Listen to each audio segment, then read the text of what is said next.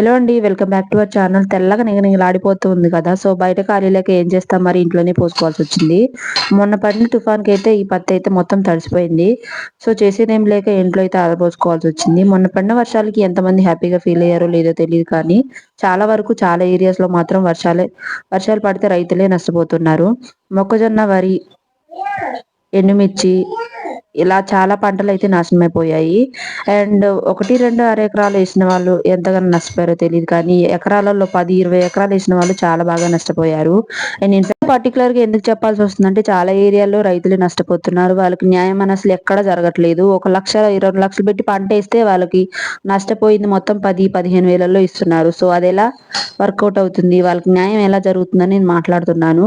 And మా వరకే చూస్తే సో, రైతు నష్టపోయినందుకు మా దగ్గర 15,000 ఆఫర్ చేశారు. సో, అసలు ఒక్క రూపాయి కూడా ఇవ్వలేదు. సో, న్యాయం ఎక్కడ జరుగుతుందని మీకు చెప్తున్నానంతే. సో, ఇదంతా పర్టిక్యులర్‌గా ఎందుకు చెప్తున్నానంటే, మా నాన్న వాళ్ళు మాత్రం కూలీ చేసుకొని బతికేవాళ్ళే. నేను దగ్గర నుంచి మా మామయ్య భయమనేది నేను చూస్తున్నాను కాబట్టి ఇదంతా మాట్లాడాల్సొస్తుంది. ఆయన విత్తనాలు పెట్టిన దగ్గర నుంచి ఎంతలా భయపడిపోతాడో, ఆ పంట చేతికొచ్చేంత వరకు కూడా. సో, నేను చూస్తున్నాను కాబట్టి చెప్తున్నాను. మీరు గనక ఒక రైతు కుటుంబంలో ఉంటే మీకు అర్థమవుతుంది ఈ బాధ అనేది.